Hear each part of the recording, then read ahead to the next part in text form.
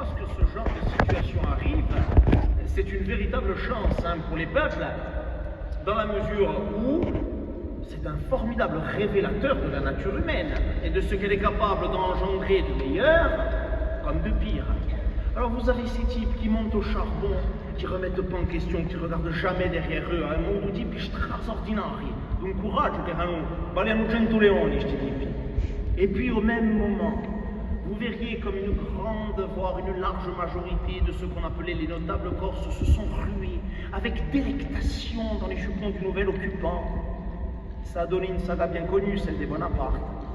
On nous demande souvent, donc voilà, on ne voudrait pas écorner l'icône de ce très grand homme, mais en tout cas, le début de la saga n'est pas très glorieux et pas très à son avantage. Et puis vous avez une tierce catégorie d'individus. Questi chiameremo in lingua corsa i testacce, et les têtes brûlées. Parce que vous avez aussi des types, ils avaient l'âme de la guerre, quoi, ils la respiraient. Hein. Alors, on va raconter l'histoire d'una di ste testacce. Il s'appelait Angiolo Franceschi. Angiolo Franceschi, que nous baptisons ce soir Capitaine Franceschi, vous allez comprendre pourquoi. Capitaine Franceschi, Capitaine Franceschi, c'était un mercenaire. Et c'était un paoliste forcené. Il était d'une loyauté inconditionnelle à Paoli. Et il sévissait dans la mer Tyrrhénienne où il était très craint et particulièrement doué pour dévaliser tous les navires, qu'ils soient génois ou français, qui lui passaient à tir.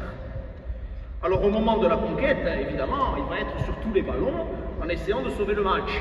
Et il va se précipiter pour aider la garnison de Cabraia. Et là, il va tomber sur 3 navires, 3 grands vaisseaux de la flotte de Sa Majesté, qui a déjà capturé l'île.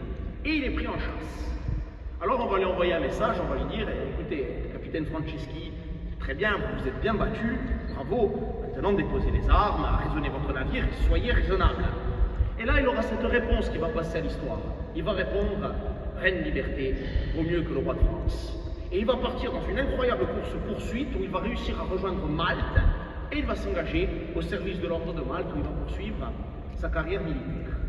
Alors, petite originalité musicale, le chant que vous allez entendre est en fait un chant traditionnel américain qui remonte à la guerre de sécession et c'est un chant qui raconte l'histoire d'un vaisseau corsaire qui s'appelait l'Alabama. Nous, on a pris l'histoire de leur vaisseau corsaire, la musique, et on s'en est servi pour raconter l'histoire de Capitaine Franceschi.